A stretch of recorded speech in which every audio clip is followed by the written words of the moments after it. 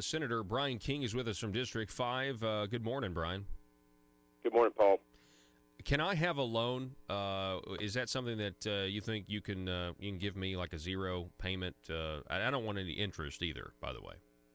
Yeah, and, first, Paul, I want to say when we're talking about the loan stuff, it's not that, people think that when you get in the legislature and you're a public person, you're out there and everything you do, and sometimes I equate it to, getting arrested, everything you do and say can and will be used against you. But, I've been on hard times in my life.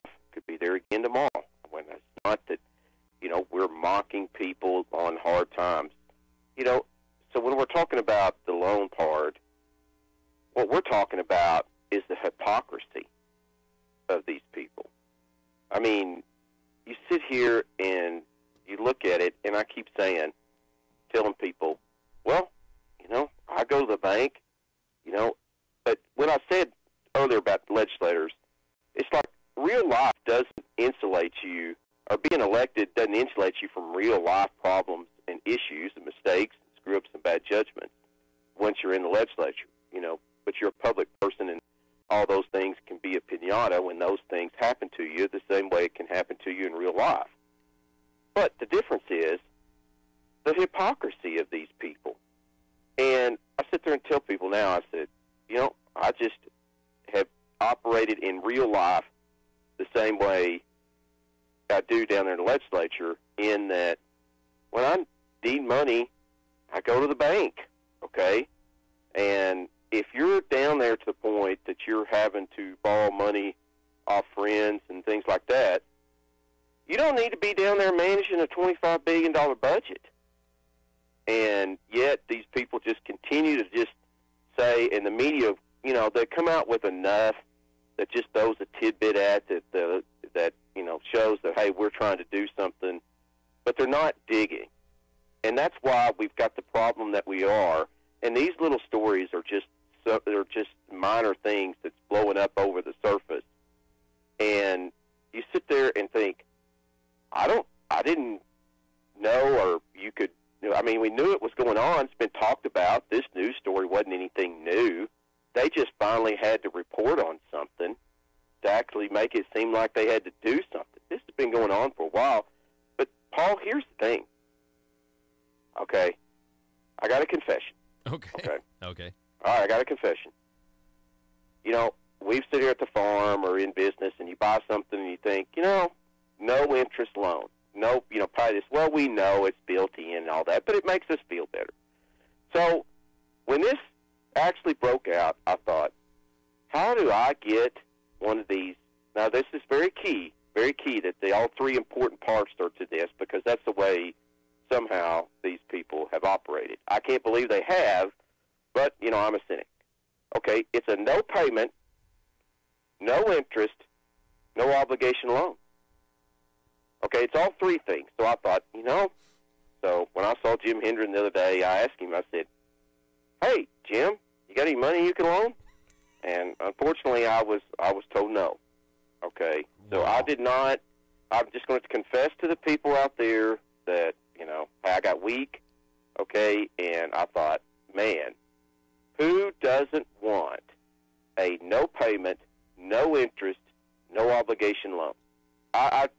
To me, that's like the trifecta of loans. I don't know about you. Oh yeah, it certainly is, and I just can't imagine why Senator Hendren thought that Jake Files was good enough to get that zero payment, zero interest, no obligation loan, but the great Senator Brian King wasn't. Yeah, I don't know about great, but no, I was not. And think about this. At that point in time, this is why the media didn't do anything, and that the media will still never cover any of my Medicaid disclosure bills that I was saying something years ago. They won't. They just sit back and just don't. How many times did Roby Brock have Jeremy Hutchison on his show? Mm-hmm. Name one time he ever asked him any tough questions about what was going on, about what we knew has been going on for years down there.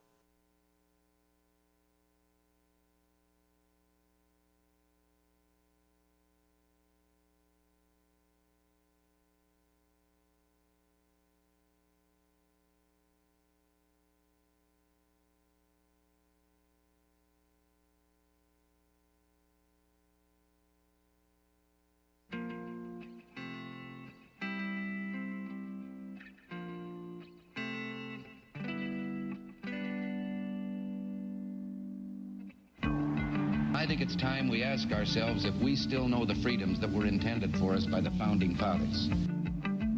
They seem to be in full-scale retreat from spending cuts and are talking about raising people's taxes again. And I have only one thing to say to the tax increasers. Go ahead, make my day. If we lose freedom here, there's no place to escape to. This is the last stand on earth. Those who would trade our freedom for security have embarked on this downward course. Whether we believe in our capacity for self-government or whether we abandon the American Revolution and confess that a little intellectual elite in a far distant capital can plan our lives for us better than we can plan them ourselves. Conduit News Radio with Paul Harrell is on now. Good morning, ladies and gentlemen. Welcome to the program. Thanks so much for being with us, starting the beginning of your day with us here. It's the intersection of conservative ideas and reality, where we are building a liberty machine. We want you to be a part of that. One of the ways you can do that is to call us or text us. The number 870-275-9799. That's 870-275-9799. I guess I would recommend that you only text me today. Our producer / board operator, Joe, he woke up this morning not feeling so well, so he is ill, and let's just hope that it's not contagious. I haven't had time to Lysol everything, but technically I'm touching all of the things that he touches now because I'm running the show. So feel free to text me. The number 870-275-9799, or you can sound off over on the Facebook page, facebook.com/Conduit News. That's facebook.com/Conduit News. We got a great show for you. We're going to be talking a lot about Brett Kavanaugh today. Do you guys want to do that? I mean, I know you've heard a lot. I know everybody wants to talk about Brett Kavanaugh, but I think there are still more concepts to explore here that you're not getting from the mainstream media and even some conservative outlets as well here. I saw an article the other day that absolutely called into, I mean, really now everything that Christine Blasey Ford is saying to me is now called into question. I know you're not supposed to do that, right? You're not supposed to question the accuser because we are so caught up in identity politics. Right, and it's really sad. You know, we're so caught up in identity politics that the tolerant left, we're told, the ones who want everybody's got to be colorblind. Don't see color or don't see stereotypes. Right, but because it's but in this case, because it's a woman, there is no scrutiny. We throw the time-honored bedrock principle away of being innocent until proven guilty away because are you not going to believe a woman? Are you anti-woman now? You know, Jordan Peterson, the philosopher Jordan Peterson, is and I really, he's fantastic. He's waking up a lot of young minds. I don't know if you guys know who Jordan Peterson. I'm sure most of you know. I mean, he really does talk about how, look, the new Marxism is this identity politics. It is victim. It is oppressor. You have to have one. And it's because it's come out of the failures of traditional Marxism that nobody could defend after millions of people had died under their attempting these policies, putting them in. And you had all these deaths because that's what you have to do in Marxism with a certain percentage of the population. And because you can't defend Marxism anymore, now we move into what? Identity politics. Now, let's divide Americans up into groups, and not just divide them up into groups, but we're also going to teach them to hate one another based on skin color, based on gender, and now, of course, gender can be divided up into all these other little different things. And here we are, right? And he's like, innocent until proven guilty. No. Make the allegation, and you've got to disprove it. You've got to disprove the allegation. She doesn't have to prove anything. Well, there's a story out today that calls this whole thing into question and once again reveals the concept of a deep state. being a reality, being real. It's not some phantom phrase that people made up. It's not a conspiracy theory. These lifers in the U.S. government are real. And the ones even outside the U.S. government, there certainly is a deep state. The ones who've worked in the government and, are now, outside or whatever, still maintain their connections. I'm going to tell you about that here in a minute. But let's get to a few of these stories here because one of these stories is exactly what I've been saying, which is this whole Brett Kavanaugh situation has caused so much outrage. Let me pull up my screen here.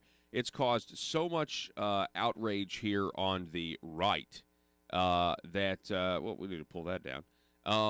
It's called so much outrage here on the right that it's actually now enthused the Republican base. Right, this headline for Breitbart: Republicans outraged by Brett Kavanaugh circus now match Democrats in voter enthusiasm. Right, Democrats are basically at 82% voter enthusiasm. If you ask them the question if this midterm is very important, you see that there, 82% of Dems. Now it's a statistical tie with a plus or minus a 4-point margin there. Republicans now at 80%. 80% of Republicans now say, according to the National Public Radio and the Public Broadcasting News Hour Marist poll, not Marxist poll, not NPR, PBS, Marxist, Marist. Just making sure everybody sees that it's Marist. So it's basically a statistical tie. Now this is This is good. I'm telling you, and it's not just Republicans, by the way. It's not just Republicans who are getting enthusiastic about this now, folks. It's independents. It's even some Democrats that are walking away from the Democrat Party. They're walking away because they have seen this for what it is. I saw a story about the late Andrew Breitbart. Now, the late Andrew Breitbart used to be a big liberal, right? Grew up, I think, on the West Coast. I think he went to college at Tulane. He became inquisitive. Let's say this, and you should go watch the interview for himself. I think he told the story a few times, but he became inquisitive as to the double standards of the left when they enacted the high-tech lynching on now Supreme Court Justice Clarence Thomas. And there was an article I saw that said this process right here between Brett Kavanaugh and the American people, really Brett Kavanaugh and the Democrats, who else is that going to wake up? Because, it woke Andrew Breitbart up. It set him on a path to start one of the most successful grassroots movements in the history of the country in terms of trying to speak truth to power through, and really revolutionized journalism in a lot of ways. The phrase new media, that phrase new media, I'm not going to go out on a limb and say that it was created by Breitbart, but that's when people, when I was first getting into things like 9 years ago, the phrase new media, you know who you thought of? Andrew Breitbart. New media, right? BigGovernment.com, BigJournalism.com, and he was a pioneer. So who else has their eyes open now after watching this process? And how many of them are Democrats? I'm telling you, I have this feeling. I think it's a lot. I think voter enthusiasm now is so underestimated on the right. I think the left still doesn't get it. They still don't get it. They still don't understand why Hillary Clinton lost. They still don't understand how their influence, the paid and bought mainstream media, how they're not being successful anymore. It's not working anymore. What they're doing isn't working. They don't understand. I think people realize, I think because of the election of Donald Trump, people understand, oh, we can govern ourselves, or we can go out and vote and actually make a difference. How long have you heard forever? Your vote doesn't matter. Well, listen, your vote matters. To the people in the 2nd District who are going to be voting for French Hill over Clark Tucker, your vote certainly matters, okay?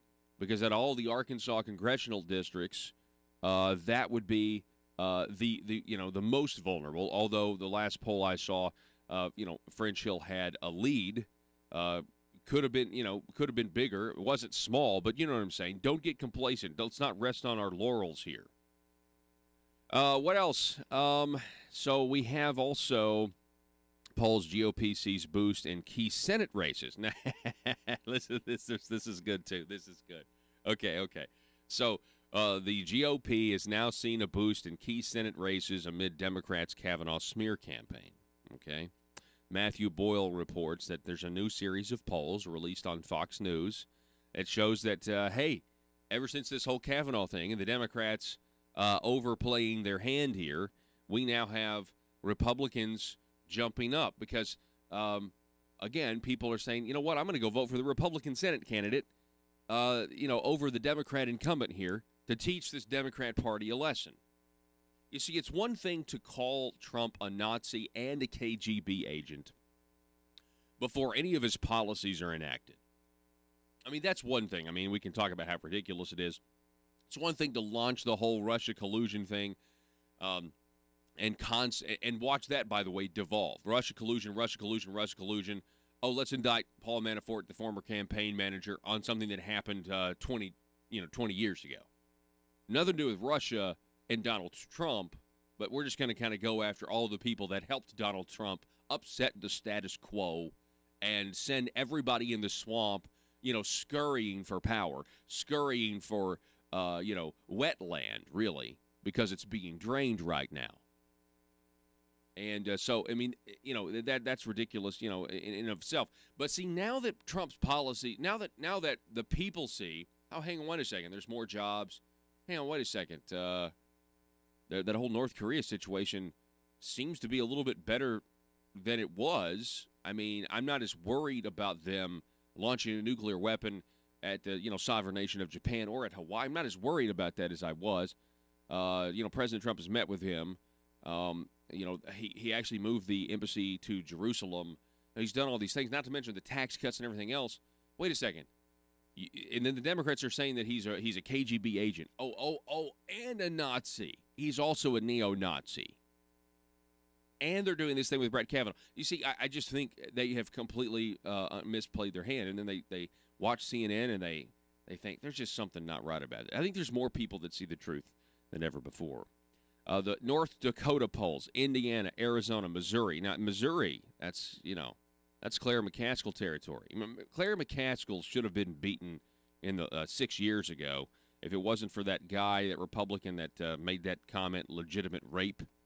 But of course, look how different things are now with the concept of political correctness and freedom of speech, things like that.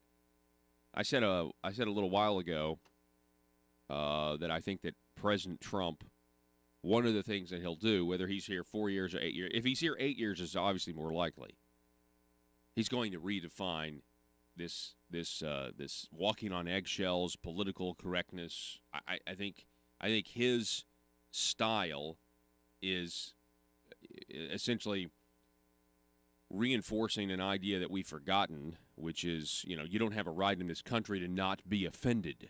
Okay, you do have rights, but to go through your life without being offended, I think Donald Trump may very well kill the safe space.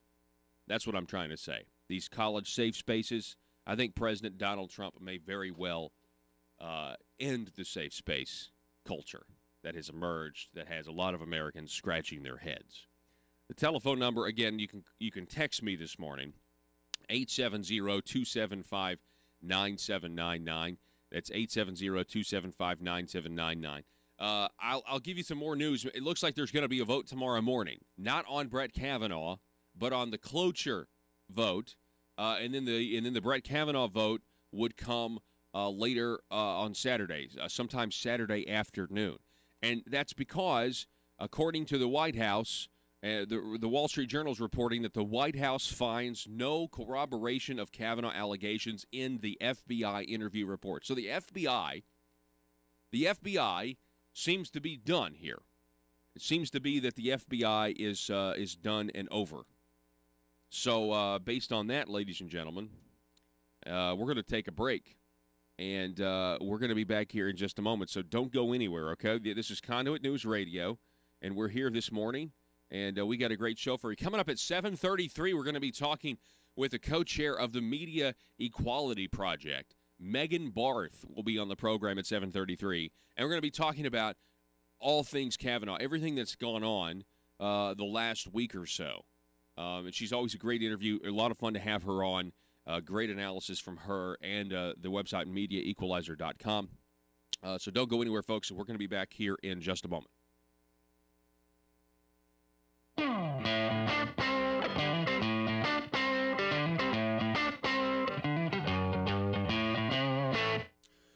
Yeah, Okay. Nothing. Yeah, And- there isn't anything. Yeah. No, there's nothing, and they're just barely dig. But so Jim Hendren loans $4,000 to Jake Files out of friendship. At the time, I think Jake was living in a $1.5 million home with pools and tennis courts, and flying a plane back and forth to Little Rock, and driving like an $80,000, $90,000 rig. Now, I don't know about you, but and hey, we like to think of ourselves as maybe at the worst being degrading cynics. Jim Hendren thinks of you as Al Qaeda or ISIS, okay, and probably me too. But that's obvious. Maybe because I have terrorist affiliations is the reason Jim Hendren wouldn't give me a no payment, no interest, no obligation loan like he's done other people. I don't know, but it just.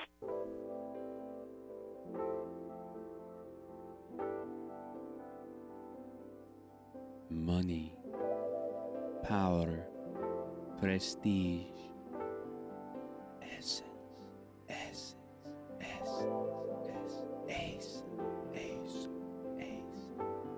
available now from aristocrats serving Arkansas.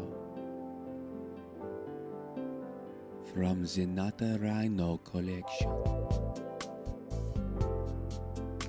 the fragrance of backroom deals,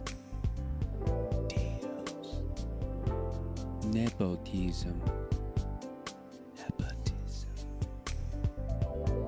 the aroma of higher taxes, subliminal deception, deep state, ace, made right here in Arkansas by a taxpayer-funded Chinese factory.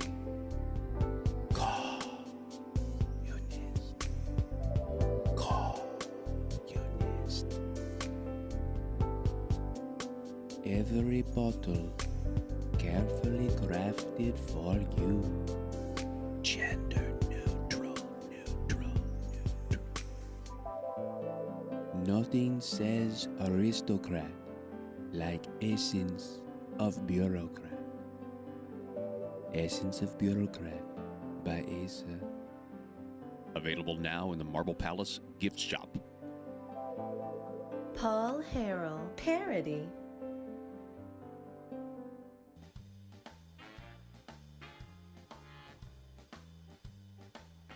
Exposing the truth and everything the Marble Palace establishment keep trying to cover up. It's Conduit News Radio with Paul Harrell.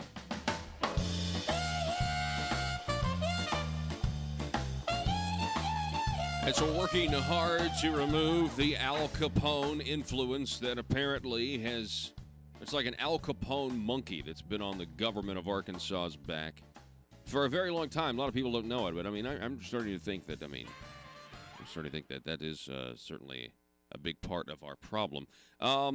Folks, reading your great comments over at facebook.com/conduitnews. Keep them coming. I really appreciate it. If you're just joining us, we have the Wall Street Journal reporting that the White House finding no corroboration of Kavanaugh's allegations in the FBI interview, in the reports that they've received.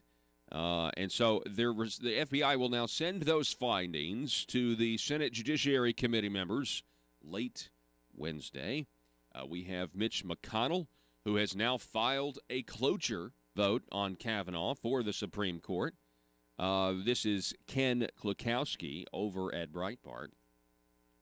Senate Majority Leader Mitch McConnell on Wednesday began the final round of the confirmation battle over the nomination of Judge Brett Kavanaugh, filing for cloture to ensure final vote on president's nominee by the end of this week. So they're saying now it's going to be probably Saturday afternoon sometime. Shortly before 10 p.m. in a night session on Wednesday, McConnell filed a motion for cloture to limit debate on the Kavanaugh nomination, which would force a final vote sometime Saturday. But that would mean there's going to be a vote sometime Friday morning on the cloture. At the insistence of Senator Jeff Snowflake and Lisa Murkowski, Senate leadership allowed an extra week. We know all this, okay? We know all this. Under Senate rules, the motion must now ripen for a day. The full Senate will vote early on Friday. If cloture is invoked Friday morning, the final vote on the confirmation will come later on Saturday afternoon. So here we go, folks. This is a big deal. The left's attempts may have failed. Everything they've done may have failed. And as I said earlier, not only did the left's attempt may have failed, but they have done nothing but stoke a bear, a sleeping giant, if you will, because Republicans are so outraged. And it's not just Republicans. I know we don't have a poll on this.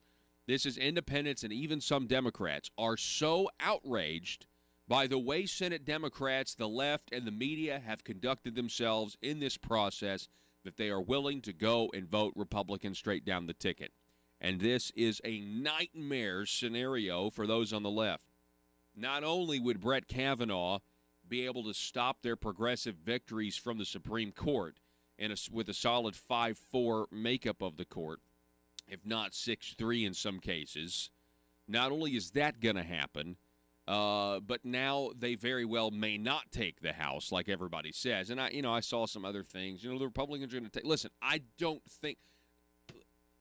It may not be like 2016. It may not be. It's possible. Yeah, anything's possible. I just don't think. What evidence do you have out there right now that the mainstream media and the political establishment learned anything from 2016? I mean, that was just an anomaly. Yeah, there's just all those people coming out voting for Trump. Trump winning Pennsylvania. That's not a sign of the times or a shift. It was just an anomaly. It was just an anomaly. Really? You think that? Huh. And yeah, I just got a text here. This is a great point. Now watch the news media move on to other subjects bashing Trump. Well, we saw that yesterday. Matter of fact, we didn't cover this yesterday. But the fact of the matter is this. As soon as it looks like that Christine Blasey Ford's testimony has fallen apart, and we told you yesterday that her ex-boyfriend has submitted a sworn statement, and that sworn statement says she used to coach DOJ and FBI hopefuls through polygraph tests. Yet in her testimony, she perjured herself when she said, I don't have anything to do with polygraphs. I mean, she lied under oath, okay? We told you that yesterday, and as that's all coming out, and there's more developments on that I'm going to share with you here in just a minute, but as that was coming out, what does the New York Times do? Well, Donald Trump had a father, and his father was wealthy, and his father gave a lot of money to Donald Trump, and Donald Trump is a tax cheat. You remember when Donald Trump used to openly say on the campaign trail, first of all, I'm not going to release my tax returns. They're under audit. Second of all, I tried to pay as little tax as I possibly could because the government wastes so much money. Unbelievable. Yes, they are now going to move on. It's going to be maddening, okay? If the Republicans get Brett Kavanaugh in, if he's confirmed on Saturday afternoon, they're going to explode. Their heads are going to spin. And by the way, the more crazy their attacks on the president and the right sound, the more they themselves are shaking to pieces on the inside. I really believe that. It's becoming obvious President Trump is so outside of the box from a Washington, D.C. standpoint, a typical Republican or a typical Democrat. He is so outside the box. He is shaking things up. And now I think we even have some bigger government Republicans who are now, they feel a little more free. The East Arkansas broadcasters Gamble Home.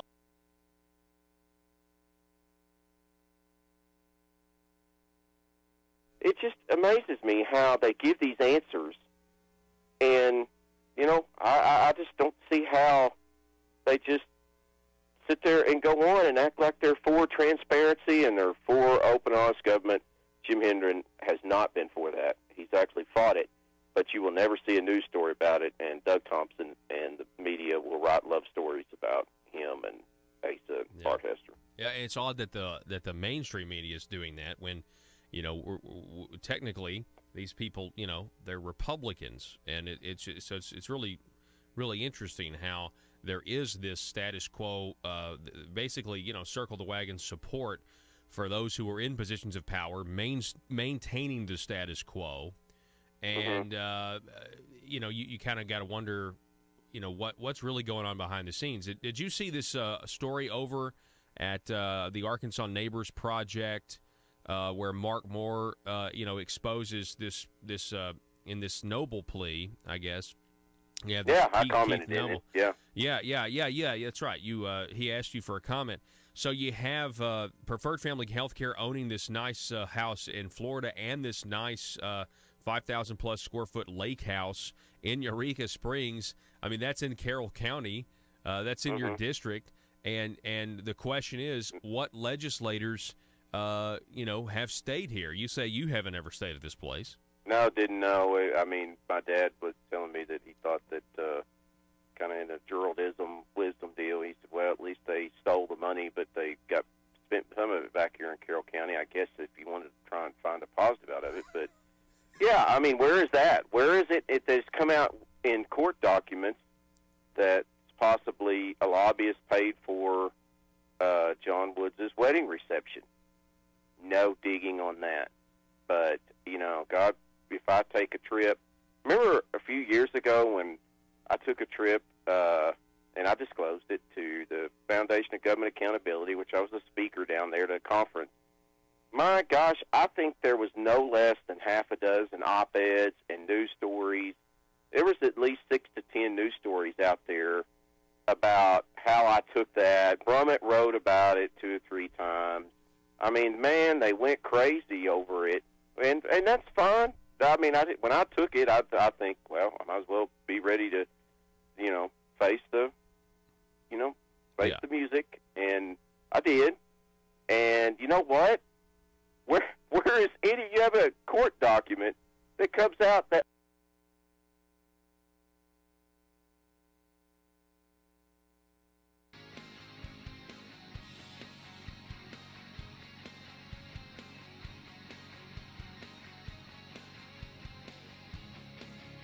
The intersection of conservative ideas and reality. Conduit News Radio with Paul Harrell. All right, ladies and gentlemen. So we got, for our online audience right now, you can listen over at our YouTube page. That's Conduit News YouTube channel. Don't forget, by the way, you're going to want to subscribe to that channel, and you're going to want to click the little bell to receive notifications. So you'll get notifications when we put up videos, like the video that's being circulated right now during our online breaks, or when we go to our terrestrial radio station breaks, we play like we call it Paul from the past or whatever. Right now we got Brian King up from yesterday. And let me tell you something.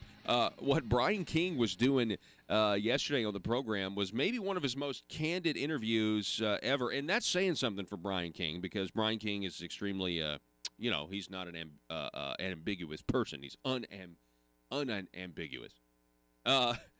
So we got Brian King running on that replay there, and it's just amazing. It's up at conduitnews.com. But see, when I upload it, if you're going to subscribe to the Conduit News YouTube, then when I would upload the video yesterday, then you'd get a notification of it, then what we would encourage you guys to do, this is how you help us build the Liberty Machine, is when you get that notification on YouTube, okay, that there's a new separate video. Now, you're already getting the notification saying, hey, Conduit News is live right now. So, here we are. This is it, 6 to 8 every morning. When you get that video, though, those little smaller videos, or maybe we've got some sort of, Who knows? Maybe we've got a hidden camera investigation, or we've got, the James Sturch video that was very, very popular of him walking out and killing special election reform. Whatever the case may be, that's now a smaller video. Maybe people don't have time to watch the full 2-hour replay, but now you've got a 10, 15-minute video. We would encourage you to please take that and then share it with other people. Share it on your Facebook page or your Twitter or whatever, to get more people, involved in understanding, hey, and so those of you who are our YouTube subscribers, we would really appreciate you doing that for us. Okay, so let's talk more about Brett Kavanaugh, shall we? Yes, I know there's some Arkansas news to cover. If you want to know about Arkansas news, you can go to conduitnews.com. There's a really good story out, courtesy of Conduit for Action, up at conduitnews.com. Politicians and the university lobbyist career path. We're going to get to that at some point. But I wanted to start the second half of the first hour with this huge story. And I don't hear really anybody talking about it, but this post was sent to me. It's a website called theconservativetreehouse.com.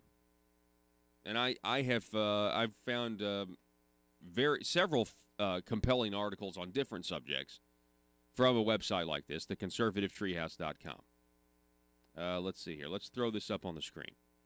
So the headline here, Christine Blasey Ford, a friend in Delaware, was career FBI agent and likely together during accusation letter construct. And what that means is, and I don't want you to, I want you to understand the gravity of this. You hear people throw around phrases and terms like deep state. This is the friend that Christine Blasey Ford allegedly helped coach through a polygraph test in order to be able to get into the FBI DOJ in the first place. And they happened to be together. It looks like they were together. They're in the same town when she was writing the letter to Dianne Feinstein. That's why this is such a huge deal. Okay. So we already told you the first part of this story. In a letter released last night from a former boyfriend of Christine Blasey Ford, there was a name curiously not redacted, the name of Monica L. McLean. Monica L. McLean was revealed as a lifelong friend who Ms. Ford helped with polygraph preparation. The media has begun to focus on the letter as outlining a lie told by Ms. Ford during recent congressional testimony, as they should, because that's exactly what has happened. She's perjured herself. But if you look into the backstory here, Miss Monica L. McLean is an even bigger story. And again, this post over at conservativetreehouse.com by a user named Sundance. The first letter from the boyfriend, you see, it talks about, let me throw this up on the screen real quick. I first met Christine Blasey Ford, now Dr. Christine Blasey Ford, 1989 or 1990 in California. From 1990 to 1991, I was just friends with Ford. From approximately 92 to 98, I was in a relationship with Dr. Ford. I found her truthful and maintained no animus towards her. During our time dating, Dr. Ford never brought up anything regarding her experience as a victim of sexual assault or misconduct. Dr. Ford never mentioned Brett Kavanaugh. During some of the time we were dating, Dr. Ford lived with Monica L. McLean, who I understood to be her lifelong best friend. During that time, it was my understanding that McLean was interviewing for jobs with the FBI and the U.S. Attorney's Office. I witnessed Dr. Ford help McLean prepare for a potential polygraph exam. Dr. Ford explained in detail what to expect, how polygraphs work, and helped McLean become familiar and less nervous about the exam. Dr. Ford was able to help because of her background in psychology. Well, that tends to kind of contradict what she said in her testimony, which was when she was asked, do you have any experience with polygraphs, coaching anybody in polygraphs. It was a question close to that. And, she said no. She said no, she doesn't. Okay, so continuing down this path here, the article goes on. In addition to boyfriend noting Mrs. Monica L. McLean in the current letter, Monica McLean was also one of the signatories of another letter from the Holton Arms class of 1984, bolstering the credibility of Blasey Ford. And that letter, you can see here, is one where they're telling Christine had to weigh the personal cost. As a sexual assault violates women's most fundamental rights, it must be considered a failure of character at any age, regardless of the subsequent accomplishments. Basically saying we support her allegations. And you see there, Monica McLean is a signator there. Okay? All right? So we go on to this report. Some research into Miss Ford's lifelong friend from school, Mrs. Monica McLean, date of birth 3/15 of 1966, reveals an almost guaranteed likelihood the polygraph assistants had something to do with the career path Miss McLean would take. Monica McLean was admitted to the California bar in 1992. The same year, Miss Ford's boyfriend stated he began a 6-year relationship with her best friend. The address for the current inactive California law license is now listed as Rehoboth Beach, Delaware. Note, remember this because it's relevant later. Rehoboth Beach, Delaware. Rehoboth. According to her LinkedIn background, Miss Monica L. McLean was a 24-year employee of the Department of Justice and FBI from 1992 until 2016. What happened in 2016? Wonder what happened that year. Did anything giant happen? According to public records, Miss McLean worked in both Los Angeles and New York. In a 2000 Los Angeles FBI declaration, Miss McLean describes herself as a special agent of the FBI, Associate Division Counsel in the Los Angeles Division Legal Unit. Sometime between 2000 and 2003, Miss Monica McLean transferred to the Southern District of New York, FBI New York Field Office, where she shows up on various reports, including media reports, as a spokesperson for the FBI. There was a family death in 2003, and Monica McLean then shows up with an address listed in Washington, D.C. in 2003, so it would appear Miss McLean spent about 10 years in California, then she returned to the East Coast. After 2003, Monica McLean is working with the Southern District of New York as a public information officer for the FBI New York Field Office, side by side with the Southern District New York Attorney General Preet Bharara. And we see some there's documentation to back all this up. All right. According to her LinkedIn profile, Miss McLean retired from the FBI in 2016 after 24 years of work. It should be noted that Miss McLean's PIO partner in New York, Jim Margolin, is still currently employed there and coincidentally attached to the case against President Trump's former lawyer, Michael Cohen. It does not appear that Miss Monica McLean ever married. On the East Coast, her historic addresses are current. Rehoboth Beach, Delaware, and former Bethesda, Maryland, Potomac, Maryland, Washington, D.C., Malibu, California, and it goes on. All addresses coinciding with her employment and transferred assignments therein. So everything matches up with the history, where she was, who this person is. In April of 2016, in an article in the Delaware Cape Gazette, Miss McLean shows up at a wine tasting event and is pictured within the publication. And we will show that to you now. Enjoying the tastes. And we see that McLean, I think she's the girl in the pink bag. Okay, so the girl with the pink bag on her shoulder, that is Monica L. McLean. Okay, by the way, this article again from the Delaware Gazette confirms the location of Monica McLean in relationship to numerous public record citations of her Delaware residence. Okay, so they've really done their homework here. They know who this woman is, and they know where she lives. Okay, so here's where things get interesting. You ready for this? All of you people, if there's anybody out there that thinks the deep state is not real.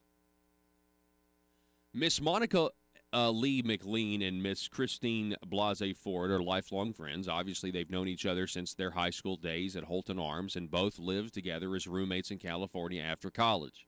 Their close friendship is cited by Miss Ford's former boyfriend of 6 years. Again, sworn statement. By the way, that we don't even have to have a sworn statement anymore, right? We just need allegations, and we're going to believe everything that we say, right? Miss Monica McLean retired from the FBI in 2016, apparently right after the presidential election. Okay.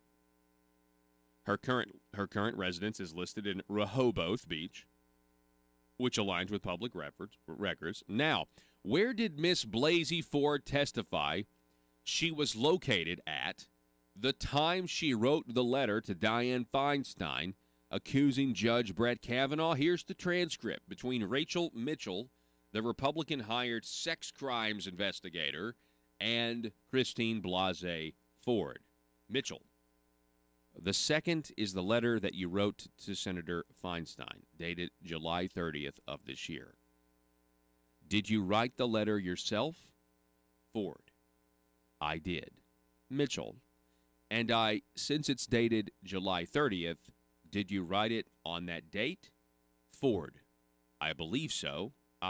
It sounds right.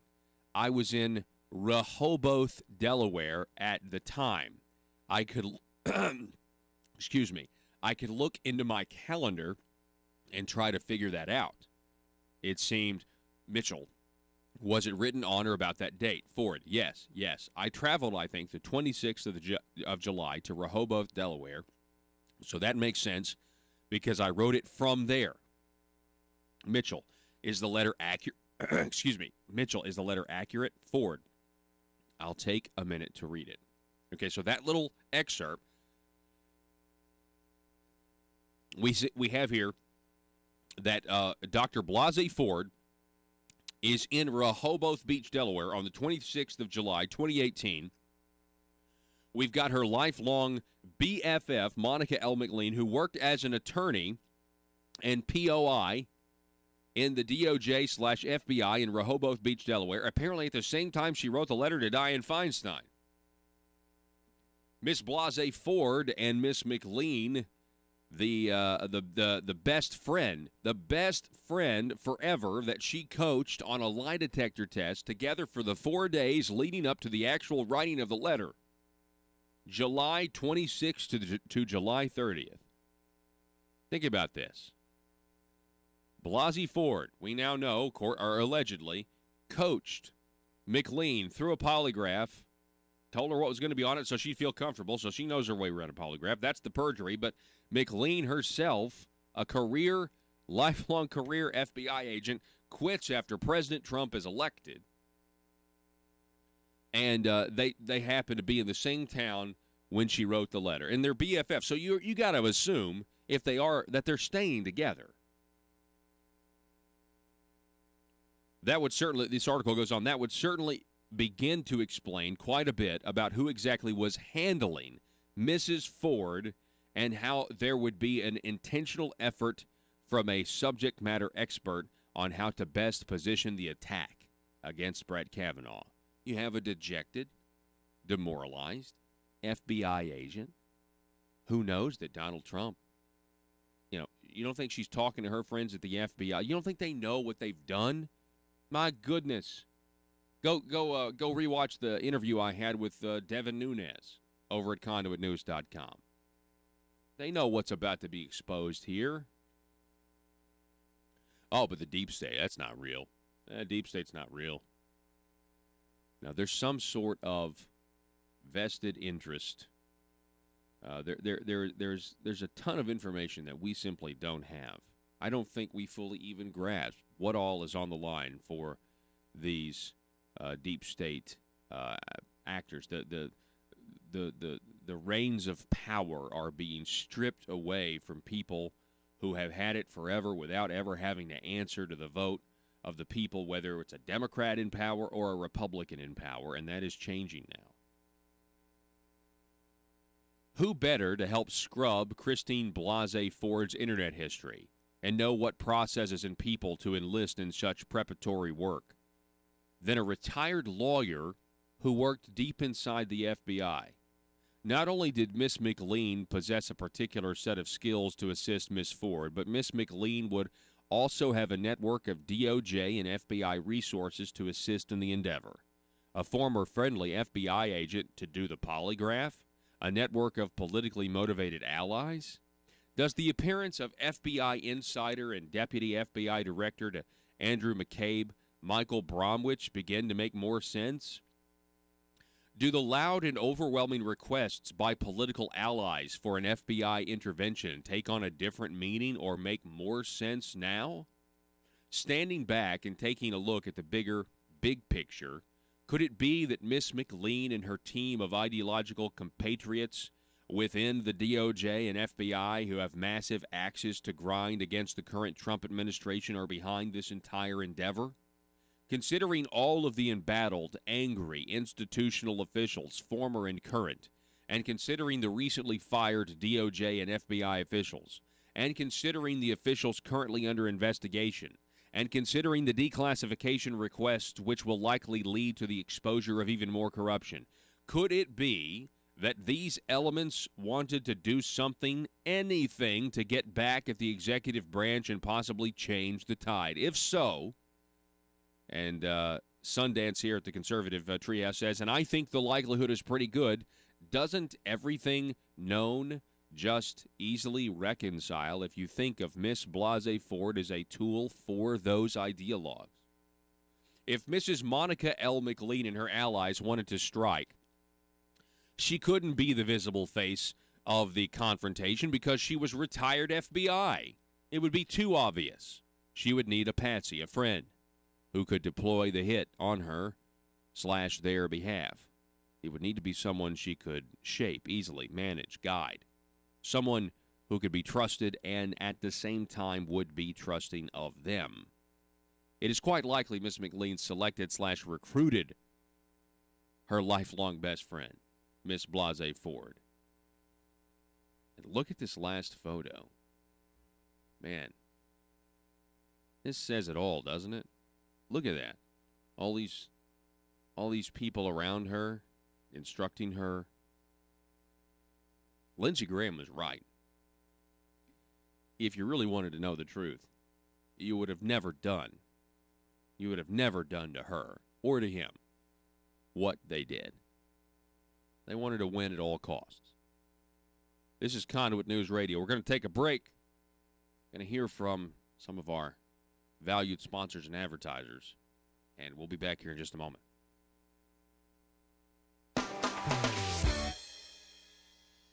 If you believe the Second Amendment protects your right to defend your home with a firearm, where do you turn if the government confiscates your gun? To the courthouse. The Founding Fathers created your Seventh Amendment right to a civil jury to protect your freedoms. The courthouse is where you fight the overreaching hand of government, and the Brad Hendricks Law Firm is where the fight starts. Call the Brad Hendricks Law Firm at 501-221-0444. The Brad Hendricks Law Firm in Little Rock, standing ready using the Seventh Amendment to protect your Second Amendment rights. Russellville-based firearms manufacturer Omega are making clones of the most notable German firearms in the world.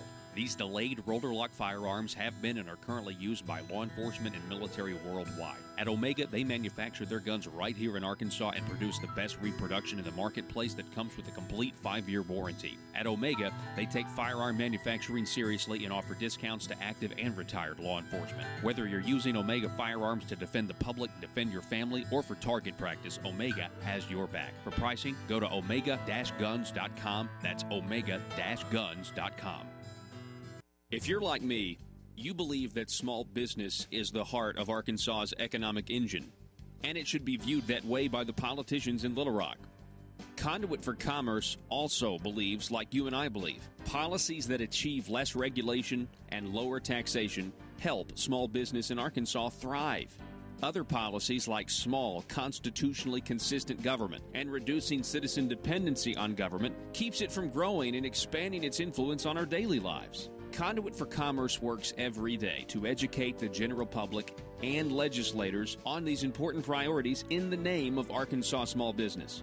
By the way, contributions to Conduit for Commerce are tax deductible. Log on now to conduitforcommerce.org and click on Contact Us on the right side of the page. That's conduitforcommerce.org. Go there now and learn the facts on protecting small business in Arkansas.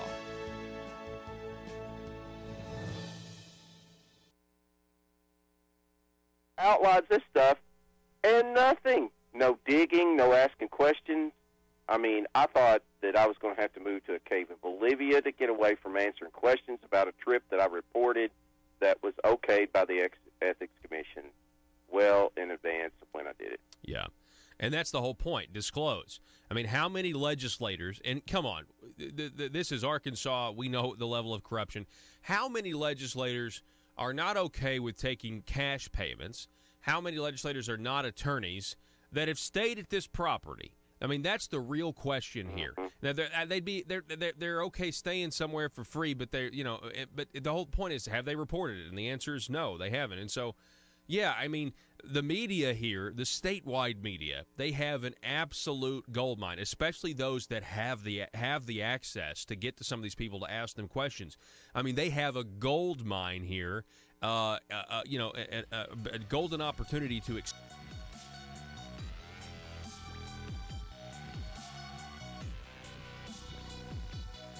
Need your daily news fix? Don't forget to tune in to Conduit News Radio with Paul Harrell. All right, folks, welcome back. We've had a good first hour here. We've gotten to a lot of news. Coming up, we're going to talk a little bit more about Brett Kavanaugh at 7:33. That will be with the media equalizers, Megan Barth, and it's always great to have her on.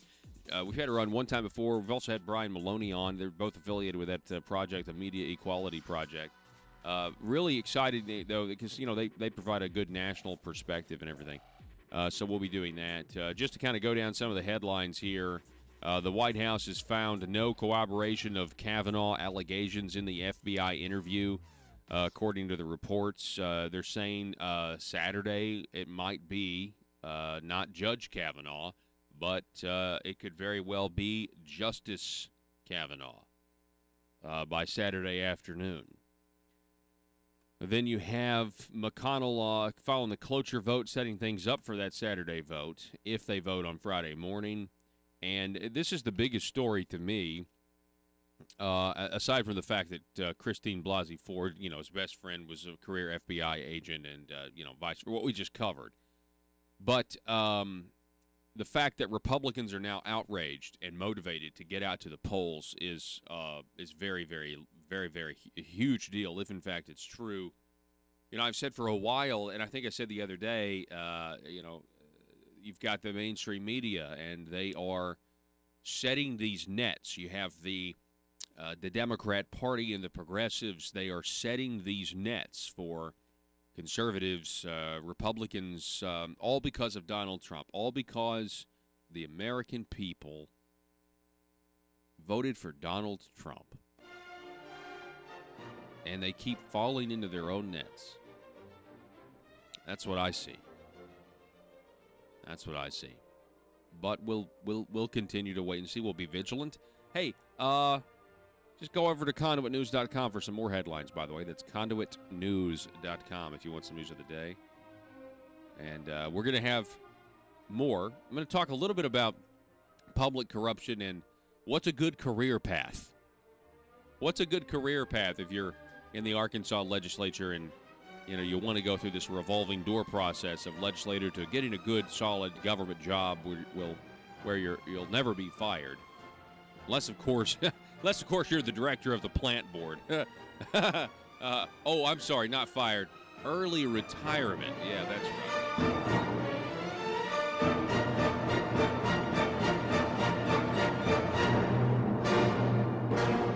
The news and talk of Northeast Northeast Arkansas. This is News Talk 101.3 FM and 12:30 AM KBTM, Jonesboro, an EAB radio station. Expose even more corruption, and it's for the most part, it's crickets. I mean, even the loan story, even reporting on the loans, it's almost like they're reporting it because, well, we have to report this one.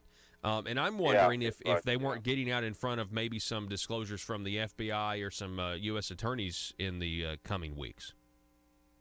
Who knows? I don't know. But, this has all been talked about. There, like I said, file bills when you start wondering. There's a point in time there when you're down there that you think, is this really going on? I mean, I spent years wondering that and stuff. And then, you just don't want to say anything till after, well, let me ask you this, Brian. But we've had problem after problem after problem after problem, and yet you have those down there that are in it. You have those that either they're in with them in the inner circle to some level or something like that, and then you have the mass part that basically, some of them may say something every once in a while, but for the most part, they just keep their mouth shut. And here's what I would say to the mainstream media that claims or likes to pretend that they are objective, okay? Giving you the benefit of the doubt for the sake of argument, let's say you're objective. How is it not news to report that the governor backed Republicans who were primarying the two senators whose bills would have exposed exactly what has been going on down there? Your Medicaid disclosure bill would have exposed all of this.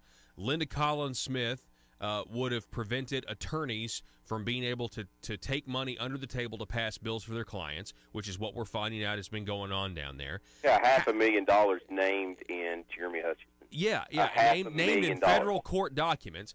How is that not a news story, the objective press, when you also have the Republican governor who is running for re-election, and by the way, this is his nephew who has been named as taking the $500,000, and the governor backs two other Republicans in a primary against the two most outspoken people for ethics reform who will not be going back in January?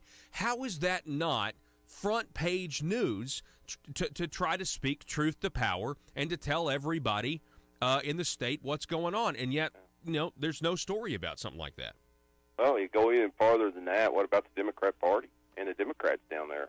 You don't hear anything about it. I mean, can you imagine if Donald Trump's nephew got a name from taking $500,000 in a court document? And I mean, it just is the whole world down there. Mm-hmm. And that's what makes it where when you speak out like you guys, you get the first thing that they need to do when you're speaking the truth or raise questions. I learned this down there. The biggest defense is they say you're crazy, you're a liar, you're wrong on the facts, even though they'll never back anything up that shows that you're not. They will, say you're a terrorist. So that's the defense that they do, and that's why Jim Hendren does what he does. And he let me say this: it seems like Jim Hendren has been fighting against Conduit News because I think he knew eventually all this was going to come out, and that he's kind of swept up in this, whether it's the $4,000 to Jake Files or whether it's the fact that he knew John Woods was a scoundrel because John Woods tried to get a bribe from him. I mean, you know what I'm saying? I mean, that actually hurts his political credibility in the long run. But we were just exposing, the system, trying to speak truth to power. I mean, I didn't know Jim Hendren had been approached, and asked to offer give John Woods $10,000. I didn't know any of that. But as it starts coming out, it's now, oh wow, the people in charge of this whole system, in the leadership, they knew how bad it was, and they weren't doing anything about it. And only now that they're caught do they want to say, okay, now we'll fix it. Trust us, we'll fix it. Well, there's a serious trust gap there. Yeah, and, let's even go a little farther here. What about Bart Hester? How many dirty deals does Bart Hester have to be involved in till people go, wait a minute here? I mean, he was involved in the Eccleston College deal to up to his neck and wallered in it. He then turned around and it was part of the John Woods GIF part down there to that sham deal that wound up getting medical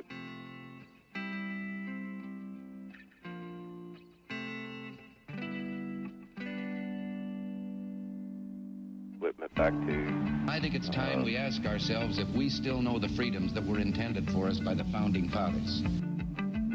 They seem to be in full-scale retreat from spending cuts and are talking about raising people's taxes again.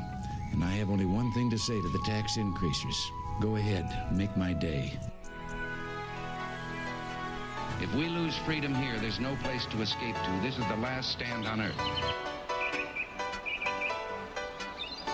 Those who would trade our freedom for security have embarked on this downward course.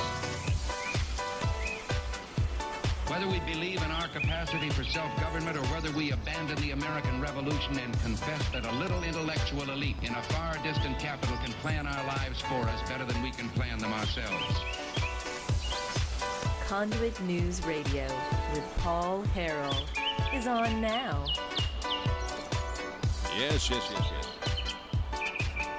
Hour number 2. Ladies and gentlemen, welcome back to the program. Thanks so much for being with us. Thanks for starting the beginning of your week.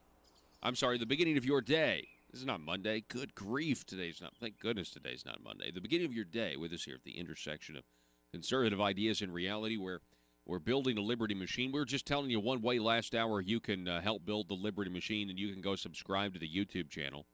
When you subscribe, click the little bell to receive notifications, and then if you really want to help us, if you want to go a step further, when you get that notification that we are live or when we put up the smaller videos, the interviews, share those with your friends. Share the live video with your friends, but share the smaller videos on your social media Facebook page to help spread the word, to get as many people listening as we possibly can. You know, they don't have to be up at 6 a.m.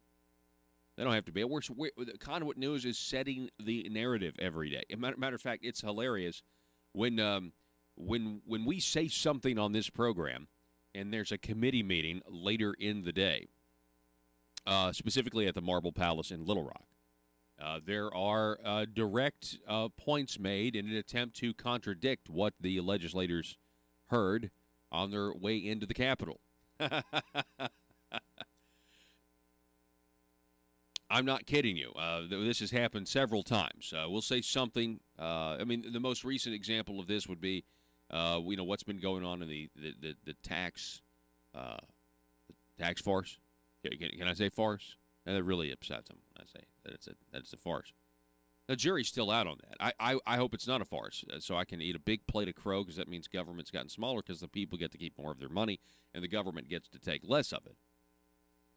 That would be great. I'd love that delicious plate of crow. I mean, maybe maybe put some hot sauce on it or something. Some Louisiana hot sauce. Frank's, Cholula, Tabasco. I'd love to eat that plate of crow. I mean, I don't even have to have condiments. I'll just eat it as long as it means that the task farce isn't a farce, but in fact it is a force of governmental nature. It's just, yeah, I'm having fun at their expense, but there are times where us setting the narrative in the morning, later in the committee meeting, you'll have members ask questions designed to people there to testify, designed to specifically counteract what was heard on this program on the way while they're driving down to the Marble Palace. So we're having an impact, ladies and gentlemen. A lot of people, and it's good. We should have the ideas. We should have the debate. We should certainly not be afraid of the debate of ideas. Some people are. They're trying to silence Conduit News. They don't want Conduit to speak to county committees or anything like that, Republican committees. They don't want to have the debate on the ideas. As a matter of fact, it's all a cover-up. What we have here is we have Republicans who have voted opposite of the platform, and instead of admitting it, instead of having people call out their own, they just want to play the game of, no, but we all have red T-shirts on. Let's attack those who are exposed, and let's not hold ourselves accountable to the standards we set Let's not hold ourselves accountable to the voters and no, we can't do that. We can't police ourselves. I'm not even talking about policing yourselves on corruption. You cannot police yourselves on corruption. That is obvious at this point. But the party itself should be able to police itself on holding, when you fail, just to say, hey, we've messed up here. Yeah. But you can't do that. Instead, it's more of a cover-up. It's more, using the media to your advantage. I mean, case in point is the front page of the Gazette today. Let's just go to the front page of the Gazette. Let's see. Is it on the front page anymore? Hang on. Let me check real quick. Let me refresh. Okay. Yeah. Front page of the Arkansas Democrat Gazette. Here it is. It's Governor Asa Hutchinson, and the headline, Arkansas governor proposes 42 state agencies pair to 15. It's this restructuring program, where he wants to, well, I was going to say shrink the size of government, but honestly, I mean, if we're honest about it, what we're talking about here is, they want to deliver better services, they say. They want to go from 42 state agencies to 15, but they say nobody in the government's going to lose their job. They assure you that none of this is going to happen by anybody losing their job. Okay. The transformation will be done using existing resources without decreasing staffing levels. It improves the delivery of services to Arkansas taxpayers by breaking silos within the state government, by combining agencies in a way that will allow for increased coordination with similar programs and agencies. It improves management control, and it provides more support and accountability to vast numbers of boards and commissions that we have in state government. What I think this is actually going to do, and don't misunderstand me, I think there's a way to do this the right way. And what I think this is going to do is going to limit, let's just say, instead of the governor having to talk to 42 different people, he's only going to have to talk to 15. And those 15 will be in charge of getting everything that the governor wants to happen within the state agencies. So it's going to increase the responsibility of those. It's going to take, right now you've got responsibility, spread out over 42 people, 42 heads, right? Because you got a head of each one. You got four, presumably if there's 42 state agencies, right? If there's 42 state agencies and you're going to 15, then you're essentially going from 42 people to 15 people, right? And that sounds great if the agencies themselves were getting smaller. But it sounds to me like the agencies themselves are staying the same size. And if they're staying the same size, and now you only have – I just think, wow, the responsibility on those 15 individuals, those 15 department heads, is going to be the same it is now, but it's spread out over 42. Now, there's certainly a way to make it streamlined. There's certainly a way to make it do that. But here's the thing, okay? This whole – and this is what I don't think – I haven't read Wickline's full piece on this today, but I would imagine – that there's one part of this whole thing that hasn't made the story, and that's why the governor decided to do this. The reason the governor decided to do this is because of his primary opponent. He had a primary opponent in Jan Morgan, and he was worried. They were worried. They didn't know voter turnout was going to be low, and they didn't know this. I'm telling you, I know for a fact that they really thought there was a legitimate chance that Asa was going to lose the primary to Jan Morgan. I'm telling you that they believed it. They were very, very, very concerned. I honestly think in their minds they thought it was going to be a toss-up. Well, based on that, the governor then goes out and, aside from the fact that he makes gun commercials and everything else, he goes out and he has this press conference about streamlining government. Now, why did he do this?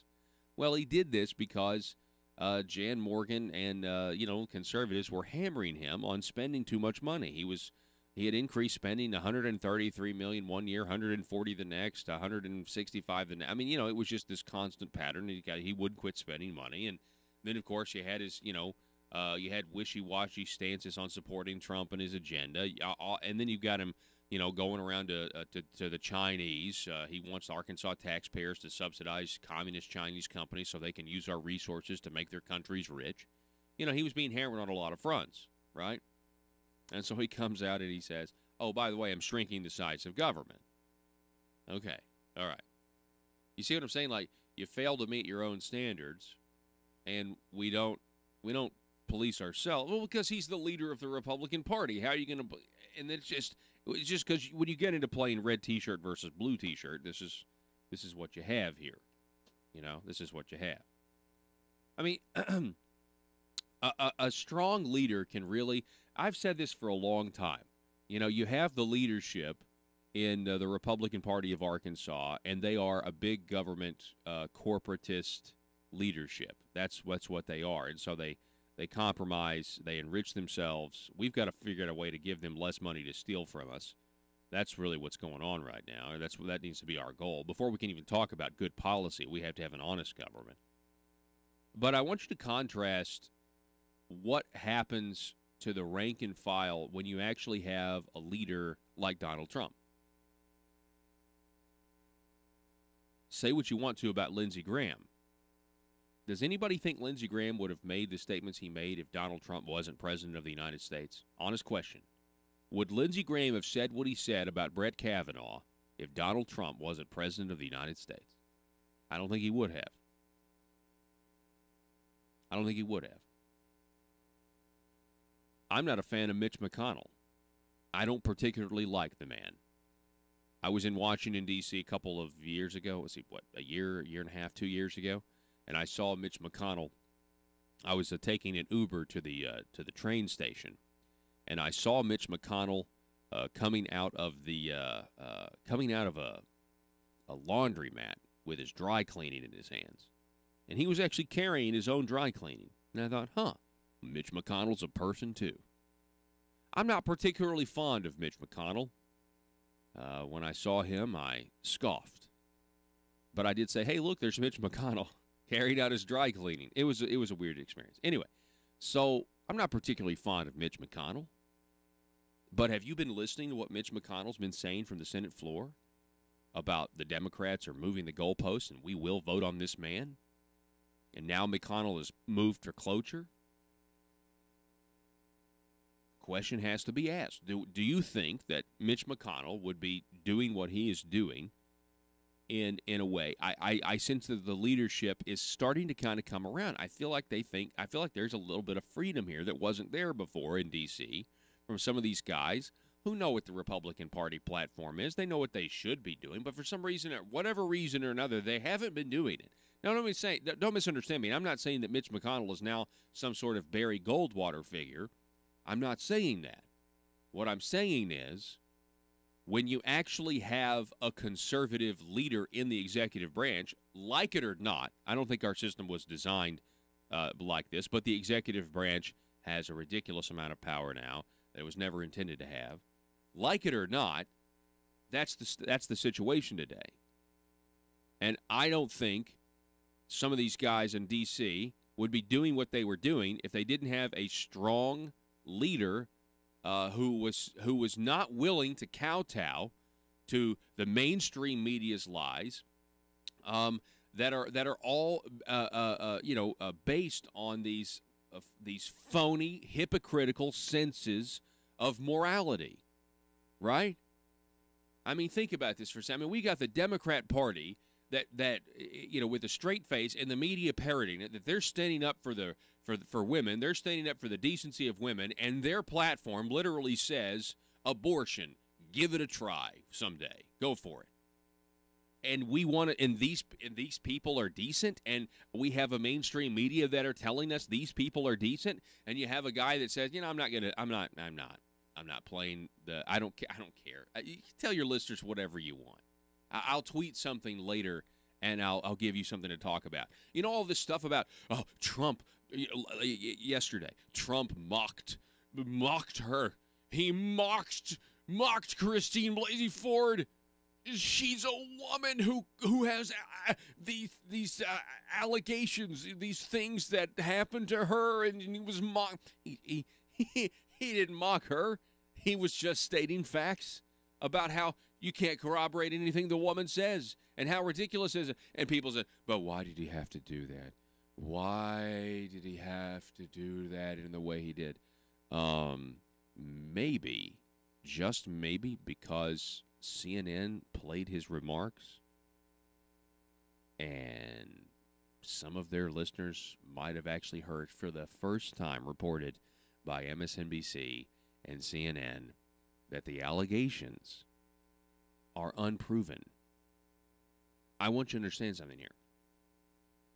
President Trump might have just manipulated the mainstream media, and he did it on purpose at that rally in South Haven. It's possible. I don't know for sure, but it dawned on me yesterday. You have these liberal outlets that are now playing his comments, and they want you to get outraged by it. But some of their listeners might be hearing for the first time, wait a second, she really can't, she can remember that she had a beer, but she can't remember where the house was or when it happened or where it happened. She really? No. And they might start to look into these allegations a little more, right?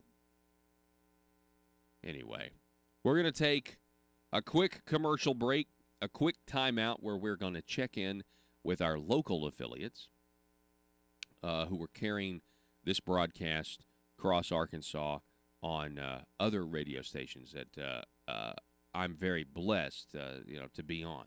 So we're going to go to break, and we're going to be back here in just a moment.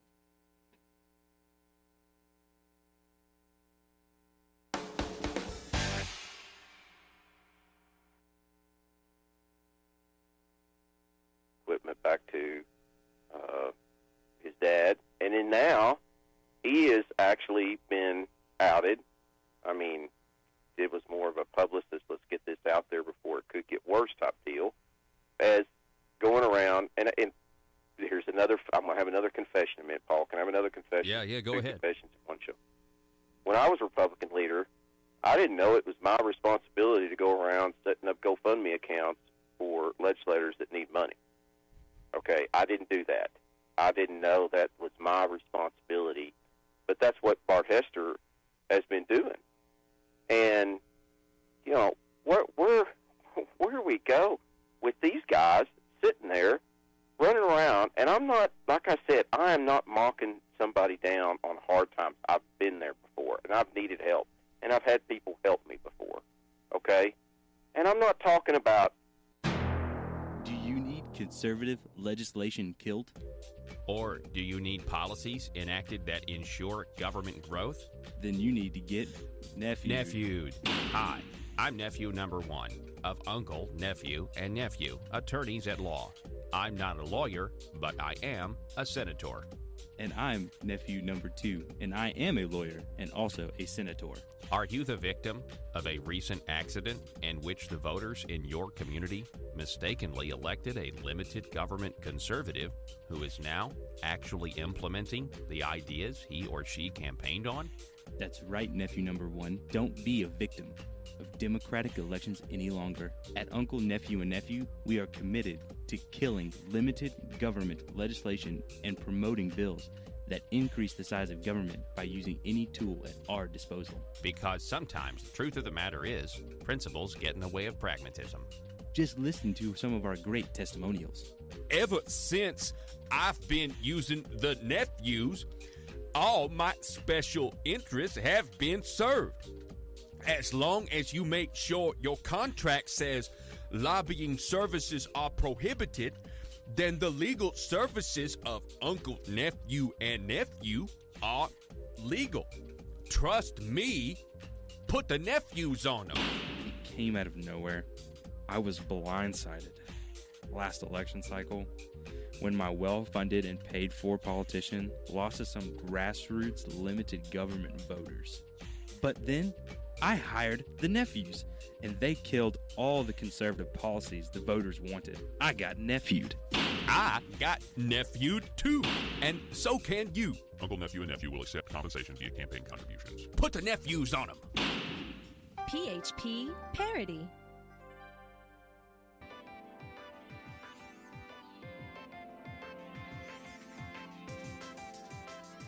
Conduit News Radio with Paul Harrell is building a liberty machine.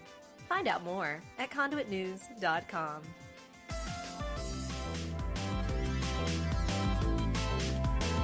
All right, folks, welcome back to the program. Thank you so much for being with us. We can't do this show without you listening every single day.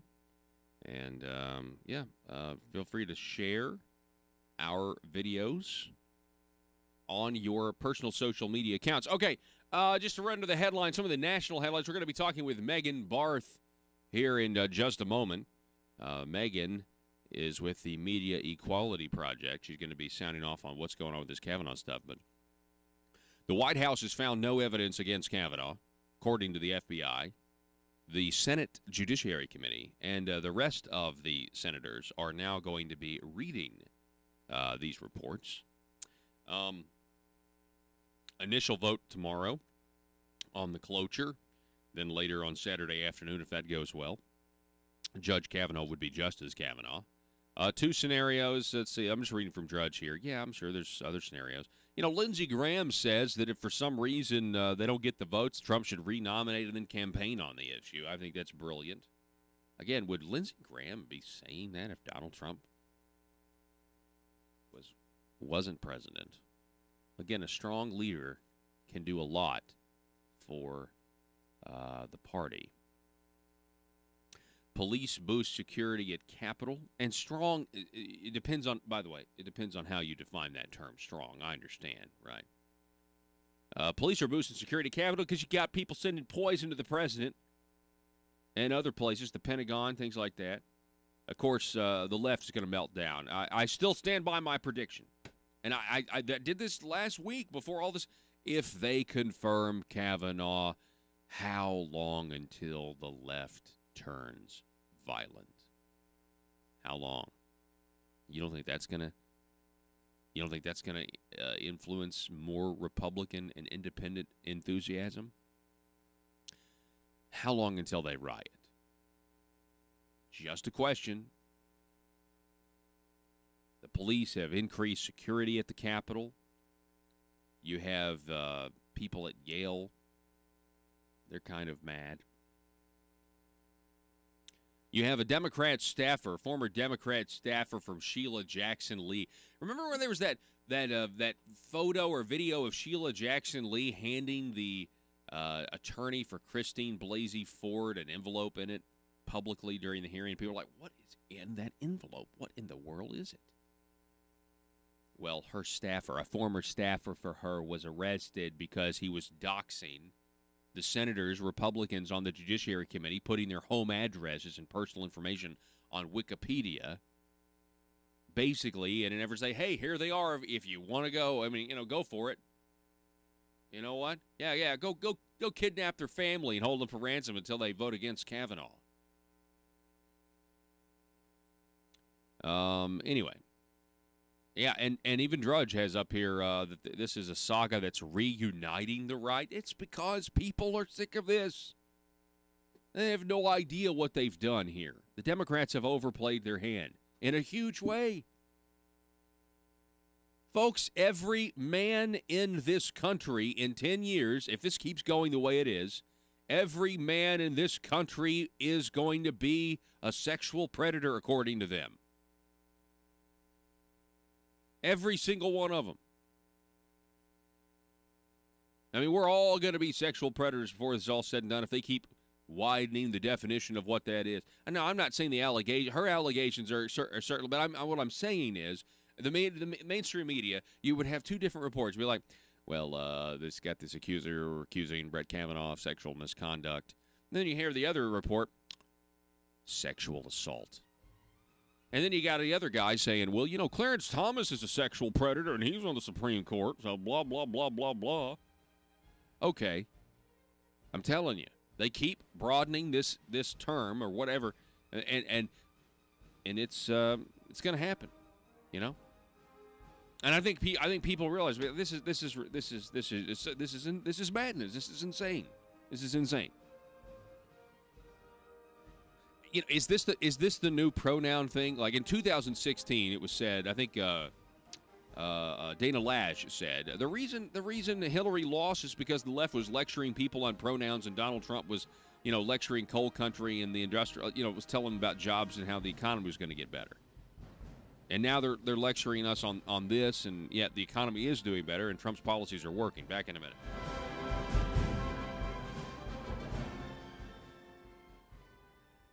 We're not talking about $100 a year or $200 a year. We're talking thousands of dollars. Okay, thousands of dollars.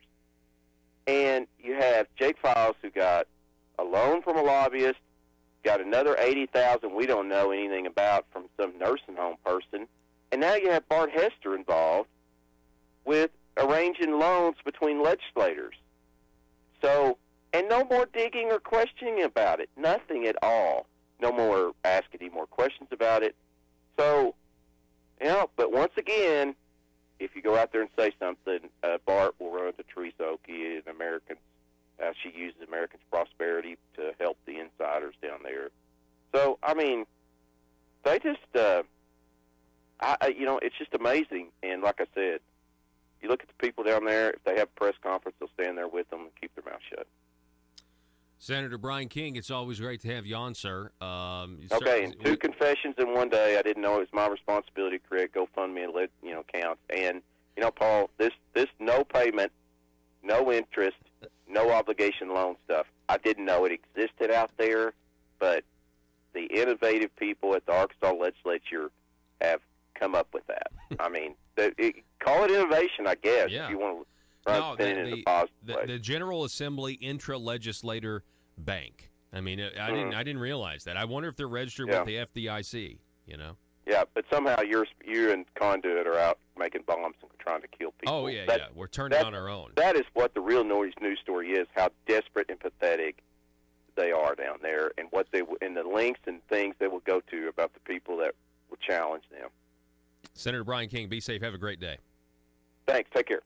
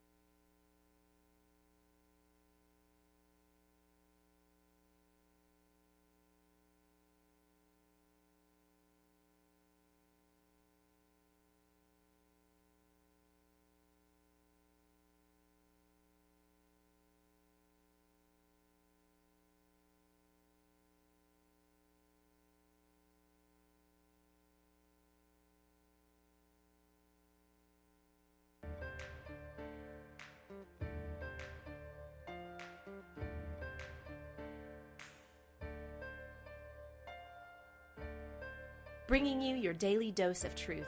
It's Conduit News Radio with Paul Harrell. All right, folks, welcome back as we enter the home stretch here today. Hey, welcome back to the program. We have the co-chair of the Media Equality Project, Megan Barth, is back with us. Megan, good morning to you. Good morning, Paul. Thanks for having me back on. Yes, absolutely. I'm just generally right now, snapshot of things, where we are, where we've been the last week or so, last 7 days with this Kavanaugh fiasco. What are your thoughts generally on that? Well, generally, I do not want to live in a world where all women are to be believed. And generally, I do not want to live in a world where all men are to be believed. I want to live in a world that we've lived in since the beginning of our founding, which is that all people are presumed innocent before being presumed guilty or found guilty. And what the Democrats have done to this entire process is use women as political pawns as they continue to weaponize sexual assault allegations and reduce the severity of sexual assault down to a political weapon. And so what I've witnessed here, and I've watched, as you know, we're both political animals, and probably many of your listeners, as we all watched the trials, well, I wouldn't call the trials, the hearings, we were simply just to assume that Dr. Ford is a victim of Brett Kavanaugh. But see, here as a victim, she has the burden of proof to prove that, number one, she was a victim, and number two, by whom. So we just assume the Democrats want us to believe that Dr. Ford is the victim. Well, she hasn't proved that she was a victim of anything. We already know that she has so many holes in her story, that she told the world she didn't want to fly. She was afraid of flying. Yet we find out that she flies everywhere. She takes helicopters, she takes prop planes, she takes jets, she goes to South America, she goes to Europe, she goes to Delaware, Hawaii, you name it, Dr. Ford's been there. She also wants to say that she was a victim of sexual assault. Okay, when, where, by whom? She can't answer those questions, but she can tell you that she had one beer. Yeah, and obviously the president made those points, and everybody started talking about, he was mocking her and everything else. And I actually think, on some of these liberal outlets, for the first time, some of their listeners might have realized, oh, wait a second. I mean, it kind of forced them to at least play. I know they were saying how outraged they were, but at least they played the truth in some of these things, saying, hey, really, she can't corroborate or these people aren't corroborating her story, and she doesn't know what house it was, but she does remember that she had one beer. So I actually think maybe that might, I think there's a lot of people waking up. I was reading a story over at Breitbart. Obviously, the polls, Republican enthusiasm now is way up because they think this is ridiculous. But, Andrew Breitbart, he essentially, with the high-tech lynching of Clarence Thomas, said, hey, I started asking questions about the double standard here. Why are the Democrats going after him? And I think a lot of other people, I've heard from people who are in rooms with Democrats saying they're so fed up, Megan, that they are going to just vote Republican straight down the ticket.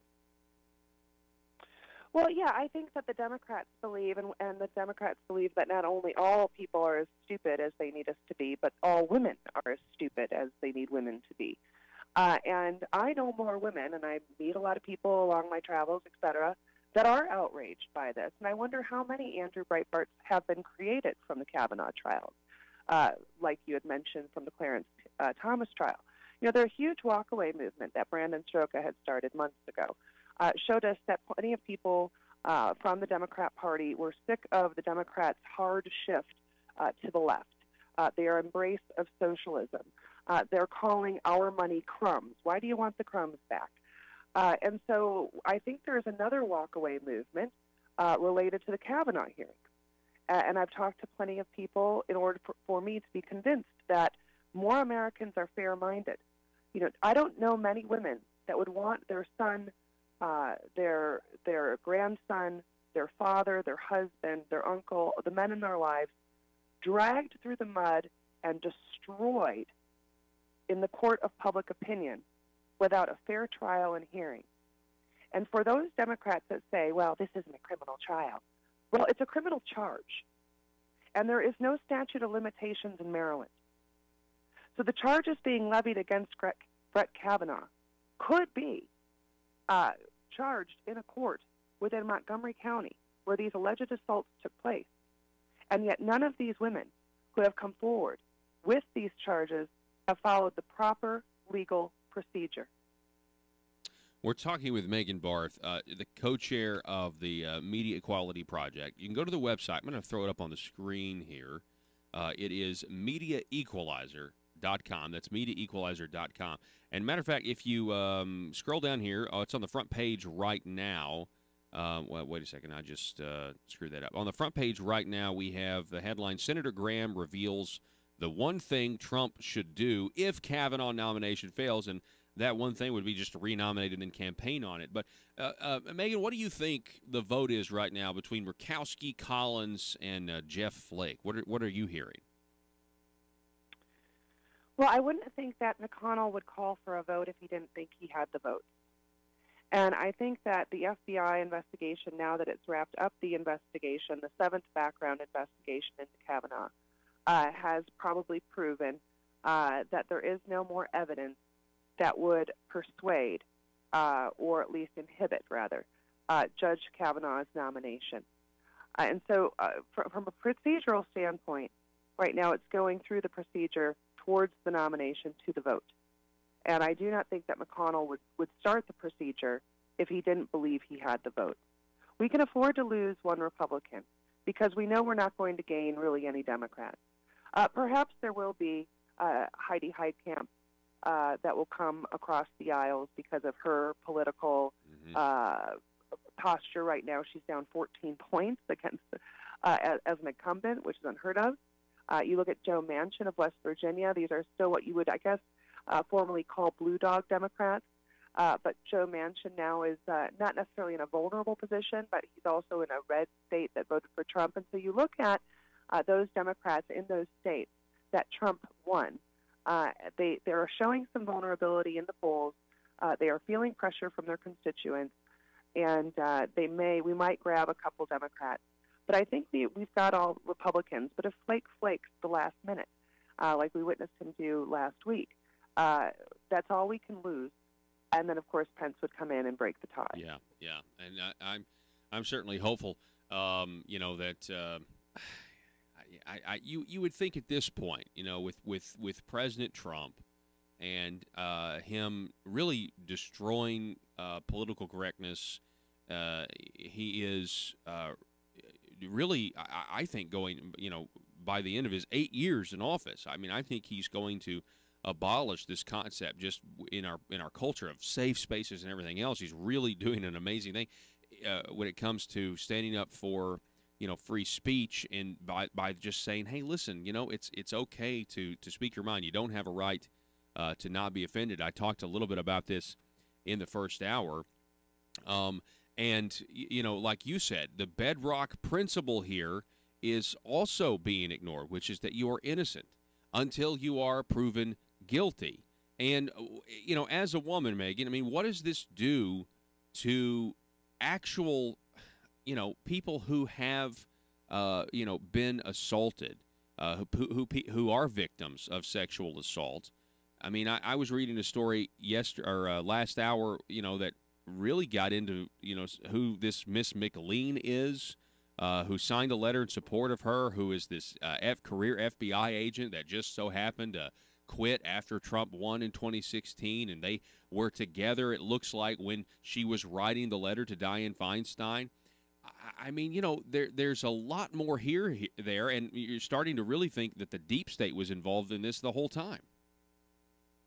Yeah, you're citing an article from one of my favorite websites called The Conservative Treehouse, and they really have a good outline of Miss McLean and the relationship she has with Dr. Ford. And just the coincidence that they happen to be in Delaware at the exact same time when Dr. Ford said she had written the letter to Dianne Feinstein. But, as a woman, I have never been sexually assaulted, thank God. However, I have been sexually harassed, and to the point where I filed a complaint and a lawsuit, and I had to be deposed. And let me tell you what. The defense lawyers did not handle me with kid gloves like Christine got handled, Christine Ford. I was forced to answer questions under oath that were uncomfortable. I was painted by the defense team to be less than a whore. I was accused of many things during that deposition. But at the end of the day, I had proof. I had all of the documentation. I had everything that I needed to win. And it was not the most comfortable experience I've ever been through, nor should it be, because the charges I was levying against the male, who, by the way, was also in the deposition, so I had to face my harasser, which also was not comfortable. But that is what I had to do because that is what the process requires. And to ignore that entire process and have us simply believe that all women must be believed. Well, tell that to the Duke lacrosse players. Mm-hmm. Tell that to the fraternity at the University of Virginia that was accused of gang rape by a liar. But first, that liar, the Jane Doe, was published in Rolling Stone magazine, and then the court of public opinion started the wheels, and they completely destroyed many of those young boys on that campus before they were found not guilty. And then, of course, tell that to the man on the Columbia College campus where he was accused of rape by a feminist martyr who strapped a mattress to her back and walked around the campus. His life was nearly destroyed until she was found out to be a liar. So again, I don't want to live in a world where my nephew or my son or my father or my uncle will simply just be guilty in the court of public opinion because of an accusation without any shred of evidence that that accusation is valid.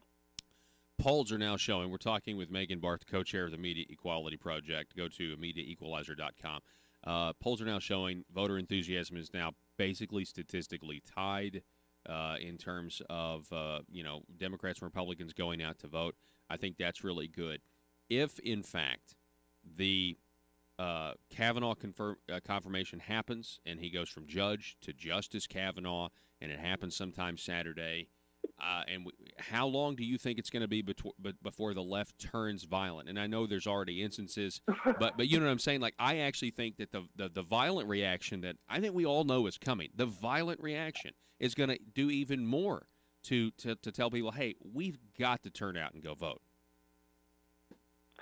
Yeah, I really think Dianne Feinstein did not only a disservice to Dr. Christine Ford and the rule of law, but I also think that she did a disservice to her party. She thought that she had an ace up her sleeve. If these allegations were so incredibly serious enough to thwart the nomination or have the FBI involved, why did she sit on these allegations for months? Anyone who that has an IQ above a net would see that this was nothing but a political power play at the 11th hour. And the violent left, the left is inherently violent. If you'll recall the Andrew Breitbart days when he was alive, how much hate he would receive over social media, how many protesters would show up no matter where he was. I was with him plenty of times when that happened.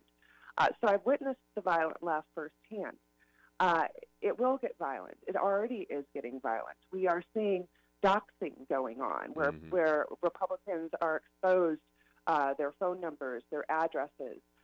We see the many women in this administration and men in this administration being confronted by these wild-eyed communist leftists. The left is very well funded and organized, and they believe they are the majority, but the radical left is not the majority. They are simply paid to scream the loudest. The Democrats will only win these midterms if Republicans don't show up. We started a PAC through Media Equality Project called Red Wave America, and you can find that on Facebook. We publish all of the results in a variety of states, including one we just published yesterday, which shows that the Senate, especially incumbent Democrats, is up for grabs. The Republicans don't only have the opportunity to keep the Senate, we have the opportunity to grow the Senate. And so this is what we must do. Red Wave America PAC already established and put up 3 billboards in Texas in order to go after Beto, otherwise known as Robert Francis O'Rourke. We're also now looking at Florida, and we will continue to target as many states as we can prior to early voting in the next 2 or 3 weeks. And we will also be a force when it comes to the 2020 election. And so, again, the Democrats truly are the minority. We witnessed that from the Electoral College sweep that Donald Trump took in 2016. And the only reason he did that is because there was a red wave. So we must have a similar red wave, and one that has actually been growing.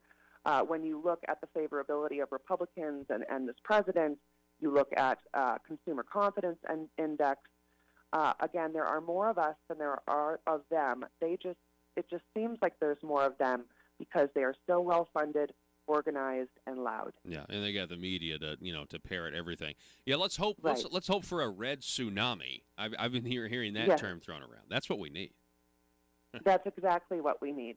And like I said, the Democrats will only win if we don't show up, because we have to remember that our voter rolls across this country are filthy, dirty, meaning that the Democrats, they're like, well, we have registered 800,000 new voters. Oh, well, that's great. Number one, are they legal?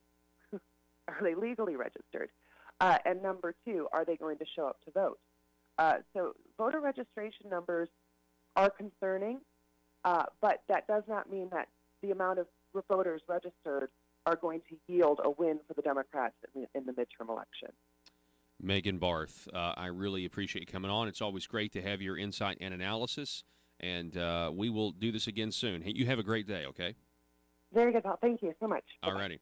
Folks, we're going to take a break. Again, that's Megan Barth. You can find her over at the Media Equality Project. It's MediaEqualizer.com. We're going to reset here. We're going to take a break, and we will be back with you in just a moment as soon as we hear from, our sponsors in these messages. If you believe the Second Amendment protects your right to defend your home with a firearm, where do you turn if the government confiscates your gun? To the courthouse. The Founding Fathers created your Seventh Amendment right to a civil jury to protect your freedoms. The courthouse is where you fight the overreaching hand of government. And the Brad Hendricks Law Firm is where the fight starts. Call the Brad Hendricks Law Firm at 501-221-0444. The Brad Hendricks Law Firm in Little Rock, standing ready using the Seventh Amendment to protect your Second Amendment rights. Russellville-based firearms manufacturer Omega are making clones of the most notable German firearms in the world. These delayed rotor-lock firearms have been and are currently used by law enforcement and military worldwide. At Omega, they manufacture their guns right here in Arkansas and produce the best reproduction in the marketplace that comes with a complete 5-year warranty. At Omega, they take firearm manufacturing seriously and offer discounts to active and retired law enforcement. Whether you're using Omega firearms to defend the public, defend your family, or for target practice, Omega has your back. For pricing, go to omega-guns.com. That's omega-guns.com. If you're like me, you believe that small business is the heart of Arkansas's economic engine, and it should be viewed that way by the politicians in Little Rock. Conduit for Commerce also believes, like you and I believe, policies that achieve less regulation and lower taxation help small business in Arkansas thrive. Other policies like small, constitutionally consistent government and reducing citizen dependency on government keeps it from growing and expanding its influence on our daily lives. Conduit for Commerce works every day to educate the general public and legislators on these important priorities in the name of Arkansas small business. By the way, contributions to Conduit for Commerce are tax deductible. Log on now to conduitforcommerce.org and click on Contact Us on the right side of the page. That's conduitforcommerce.org. Go there now and learn the facts on protecting small business in Arkansas.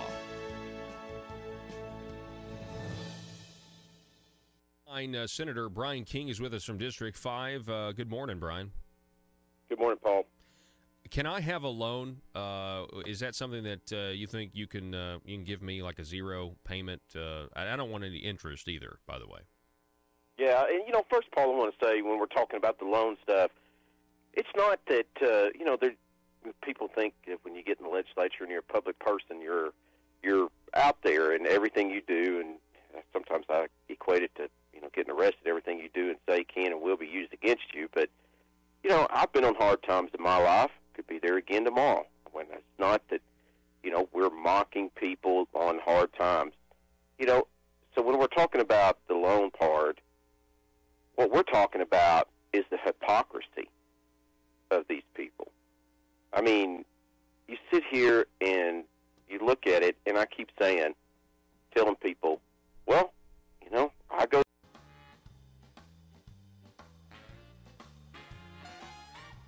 Determined to drain the swamp in Little Rock, it's Conduit News Radio with Paul Harrell.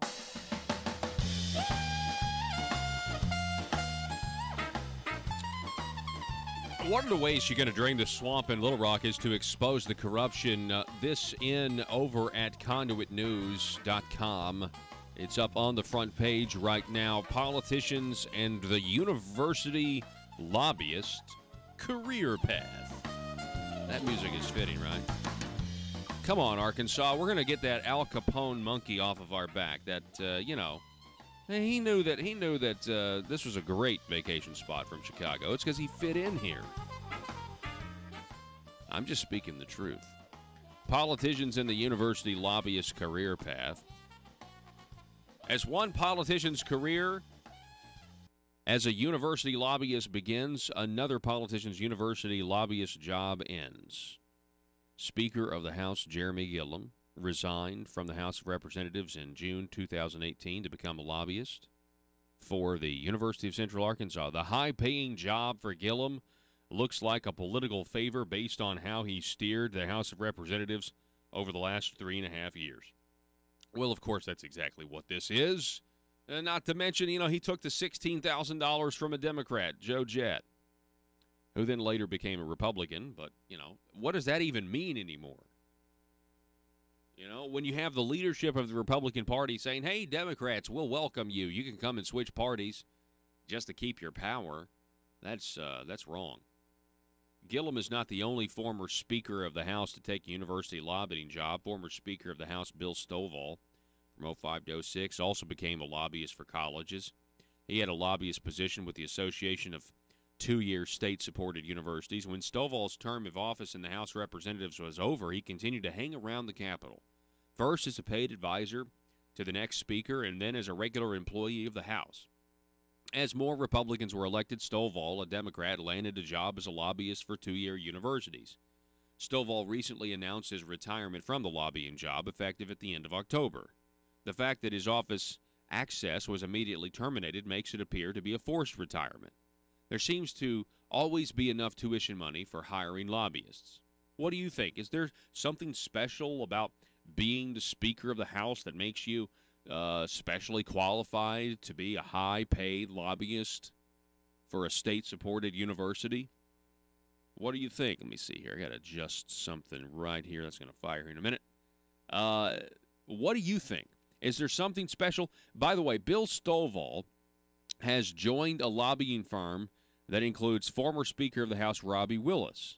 With Stovall and Wills working as registered lobbyists and Gillum working as a lobbyist for UCA, that means listen to this, conduitnews.com, 3 of the past 6 speakers are working as lobbyists. 3 of the 6. What about the other 3 speakers? Well, there's Speaker Benny Petrus. He was Speaker of the House from 07 to 08, remained in private business. Speaker Robert Moore, Speaker from 2011 to 2012, was appointed in January 2013 by Governor Mike Beebe to a 10-year term as a highway commissioner. And Speaker Davy Carter, from 2013 to 2014, remains in the banking industry. So we have that story. And by the way, courtesy of Conduit for Action, but reposted over at conduitnews.com. Check it out right now. Politicians and the university lobbyist career paths. The telephone number, 870-275-9799. You can text that number, leave a voice message, see something, say something. I'll tell you this. I'm going to throw this article back up there for our listeners. If you read anything today, and especially if you're somebody out there that doubts that the deep state is real, and it's a lot. When they say deep, it's deep, and it is insidious, and it is really working against the constitutional republic that we have, you need to go to the Conservative Treehouse, and you need to click on the article that reads, Christine Blasey Ford, friend in Delaware, was career FBI agent and likely together during accusation letter construct. This letter, in great detail, focuses on one of Christine Blasey Ford's friend, Monica McLean, who, according to Christine Blasey Ford's ex-boyfriend, said that they are best friends and that Christine Blasey Ford coached her through a polygraph test when she was trying to become an FBI agent. Later in this story, folks, it details that both of these women, were together in the same town when she wrote the letter to Dianne Feinstein. She's a former FBI agent now because she quit, get this, in 2016 after President Trump was elected, according to this story. You need to read this piece, and again, it's up at conservativetreehouse.com if you read anything today. It really puts into perspective everything that's going on. And of course, you're not going to get the full story from CNN. All right, folks, that's all the time that we have for today. We'll see you tomorrow for Johnny Cash Friday. Thanks for starting your morning with us here at the intersection of conservative ideas and reality in Arkansas. Be safe out there.